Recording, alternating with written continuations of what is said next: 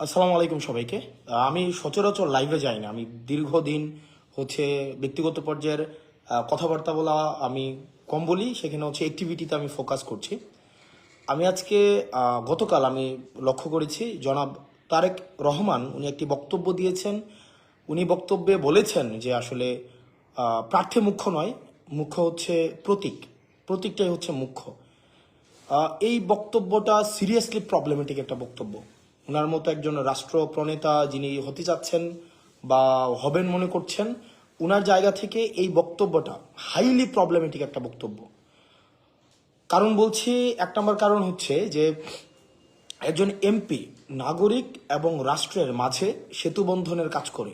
প্রতীক কিন্তু নাগরিক এবং রাষ্ট্রের মধ্যে কোনো সেতু বন্ধনের কাজ করে না। প্রতীক একটা সিম্বলিক জায়গা, একটা অর্নামেন্টাল জায়গা, প্রতীকের যে বিষয়টা। তো উনি বলছেন যে প্রতীককে ভোট দেওয়ার জন্য প্রতীকটাকে উনি মুখ্য করছেন। এখন একটা প্রতীকের মধ্যেও যদি একটা অযোগ্য প্রার্থী থাকে, যে ব্যক্তি অযোগ্য, যে ব্যক্তির অপ্রকৃতস্থ, দুর্নীতিগ্রস্ত, আমরা অতীতের সংসদগুলোতে যেটা দেখেছি যে আসলে আমরা এমনও দেখেছি যে শুধুমাত্র দলীয় আনকন্ডিশনাল অনুগত্যের জন্যই, যাদের হয়তো এলাকায় কোনো ধরনের সম্পৃক্ততা নেই, তারাও অনেকে প্রার্থী হয়েছেন দলীয় প্রতীকে। তো এখন আমি যদি এমন একজন প্রার্থীকে নির্বাচিত করি যার জনগণের সাথে সম্পৃক্ততা নেই, কিন্তু ওই প্রতীকটাকেই শুধুমাত্র হোল্ড করে আমি তাকে সংসদে পাঠালাম, কিন্তু সে যদি যোগ্য না হয়, সে যদি জেনুইনলি রিপ্রেজেন্ট না করতে পারে, আমি তো আসলে আমার রিপ্রেজেন্টেটিভ নির্বাচন করছি, তাই না?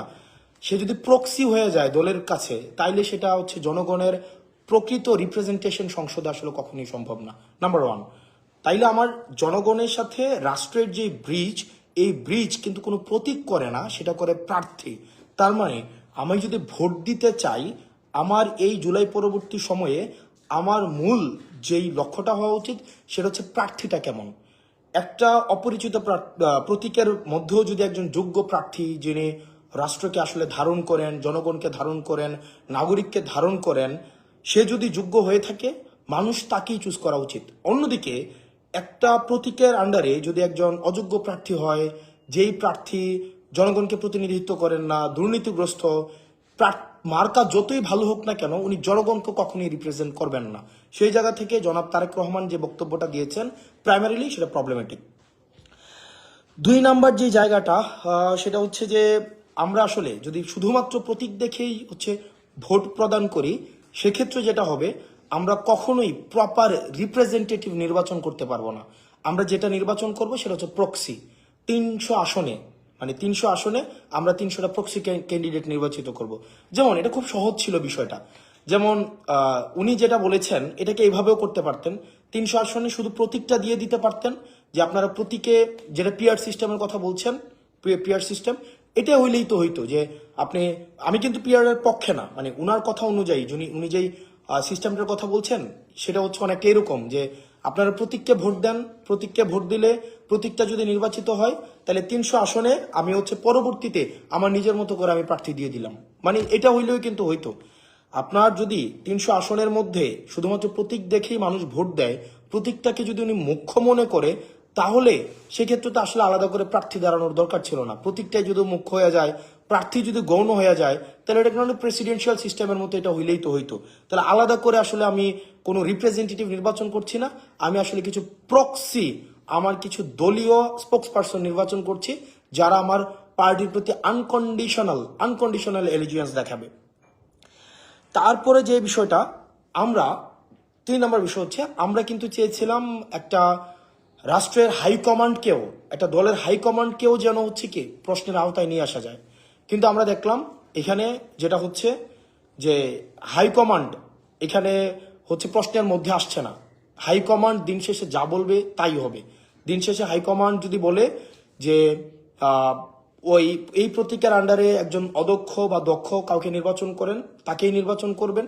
এক্ষেত্রে হাইকমান্ডের যে আধিপত্য ভাঙা, একচেটিয়া হাইকমান্ডের আধিপত্য ভাঙা, মনোপলি যে তৈরি করে রাখা হয়, যেমন আমরা হাসিনার সময় দেখেছি, সবাই হাসিনাকে রিপ্রেজেন্ট করে, জনগণকে রিপ্রেজেন্ট করে না।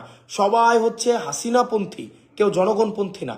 এখন আবার আমরা একটা স্ট্রাকচারের দিকে যেন না যাই, আমরা এই জায়গাটাও গুরুত্ব দিতে হবে। আমরা দেখলাম যে জিনিসটা, যেমন ধরেন প্রার্থী যদি গুরুত্বপূর্ণ না হইতো, আমার এলাকায় স্থানীয়ভাবে একটা প্রবলেম আছে, আমার স্থানীয়ভাবে আমার হচ্ছে অনেক ডোমেস্টিক প্রবলেম থাকে, প্রার্থী যদি মুখ্য না হয় এই প্রবলেমটা সংসদে কে গিয়ে বলবে? প্রতীক কি সংসদে গিয়ে বলতে পারবে? প্রতীক তো সংসদে গিয়ে এটা বলতে পারবে না, বলতে হবে প্রার্থী।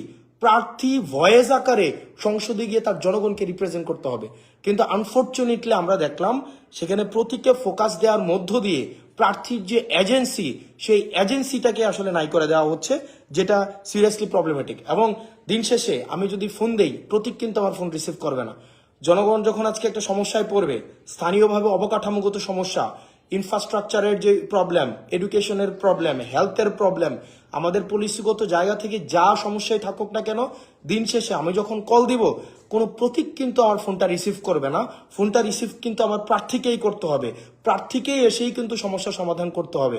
তাহলে যদি প্রার্থী যোগ্য না হয়ে থাকে, তাহলে কিভাবে প্রার্থী আমার সংসদে প্রতিনিধিত্ব করবে? এই ব্যাপারটা আসলে প্রবলেমেটিক। দিন শেষে আমরা চেয়েছিলাম সংসদে 70 অনুচ্ছেদের মানে সংস্কার ঘটুক, অর্থাৎ দলের প্রতি যে একটা আনকন্ডিশনাল একটা সমর্থন থাকে, দলের প্রতি দল যে সিদ্ধান্ত নেয়, সেই সিদ্ধান্তে আমরা কখনোই দেখা যায় দলীয় যারা আছে তারা কখনোই বিরোধিতা জানাতে পারে না। তো তারেক রহমান আজকে যে বক্তব্যটা দিয়েছেন, গতকাল যে বক্তব্যটা দিয়েছেন যে প্রতীকী মুখ্য, প্রার্থী মুখ্য না, এটার মধ্য দিয়ে এটাই স্পষ্ট হয় যে উনি 70 অনুচ্ছেদ থেকে আসলে বের হইতে চান না। অর্থাৎ উনার যেই এমপিরা নির্বাচিত হবে, উনার আন্ডারে যে এমপিরা নির্বাচিত হবে, আনকন্ডিশনালি উনাকে সাপোর্ট করবেন। যেই ডিসিশনই হোক না কেন আনকন্ডিশনাল ওনাকে সাপোর্ট করবেন। ইন্টারনাল যে ডেমোক্রেসি থাকে, পার্টির ইন্টারনাল যে ডেমোক্রেসি, সেই ডেমোক্রেসিও কখনো সংগঠিত হবে না। আপনার একটা দলে যদি ডেমোক্রেসি না থাকে, সেই ডেমোক্রেসি কখনোই রাষ্ট্র আকারে কখনো রিফ্লেক্টেড হবে না। তো তার মানে গতকালের যে বক্তব্যটা উনি দিয়েছেন, ওনার জায়গা থেকে আমাদের প্রত্যাশা অনেক বেশি, যে ওনার যে বক্তব্য যে প্রার্থী মুখ্য না, মুখ্য হচ্ছে প্রতীক, এটা হাইলি সিরিয়াসলি প্রবলেমেটিক এবং ভবিষ্যতের জন্য এটা একটা আশঙ্কাজনক। যে আমরা কি আসলে আবার একটা এককেন্দ্রিক শাসন ব্যবস্থার দিকে যাচ্ছি, যেখানে হাইকমান্ডই হচ্ছে সর্বসর্বা হয়ে উঠবে? হাইকমান্ডকে কখনো কোনো প্রশ্ন করা যাবে না। হাইকমান্ড দিন শেষে যে সিদ্ধান্ত দিবে, সেই সিদ্ধান্তটাকে মেনে নিতে হবে। হাইকমান্ড দল নিয়ে যে সিদ্ধান্ত নিবে, সেই সিদ্ধান্তটাকে আসলে আমাদের মানতে হবে। দিন শেষে যদি প্রার্থীর যদি এজেন্সি না থাকে, সেই প্রার্থী কখনোই ওই ডোমেস্টিক পলিসির রিপ্রেজেন্টেশন কখনোই সংসদে গিয়ে করতে পারবে না। সেজন্য নির্বাচনের জন্য প্রতীক যেমন গুরুত্বপূর্ণ, একই সাথে সাথে প্রার্থী হিমসেলফ ইজ ভেরি ইম্পর্টেন্ট। কারণ প্রার্থী কোনো অ্যাবস্ট্রাক্ট বিষয় না, প্রার্থী হচ্ছে খুবই ভিজিবল একটা বিষয়। একটা চোর বাটপার, একটা দুর্নীতিগ্রস্ত মানুষ একটা দলের একটা প্রতীকে নিয়ে আসলে মানুষ শুধুমাত্র প্রতীকটা দেখেই ভোট দেওয়া উচিত না, বরং প্রার্থীর ব্যক্তিগত সক্ষমতা, ব্যক্তিগত দেশপ্রেম, ব্যক্তিগত যোগ্যতা, ব্যক্তিগত সামর্থ্য, ব্যক্তিগত পলিসি মেকিং এর ক্যাপাসিটি দেখেই ভোট দেওয়া উচিত। সেজন্য আমরা সারা বাংলাদেশি সবাইকে আহ্বান জানাবো, শুধুমাত্র মার্কা নয়, আবার শুধুমাত্র প্রার্থী নয়, একটা ভালো মার্কা এবং একটা ভালো প্রার্থী, দুইটার সমন্বয়ে আপনার ভোট। যাকে ইচ্ছা আপনি তাকে ভোট দেন, কিন্তু প্রার্থী দিন শেষে আপনার প্রতিনিধিত্ব করবে, মার্কা সংসদে আপনার প্রতিনিধিত্ব করবে না। ধন্যবাদ সবাইকে, আবার আপনাদের সাথে দেখা হবে। সালাম আলাইকুম।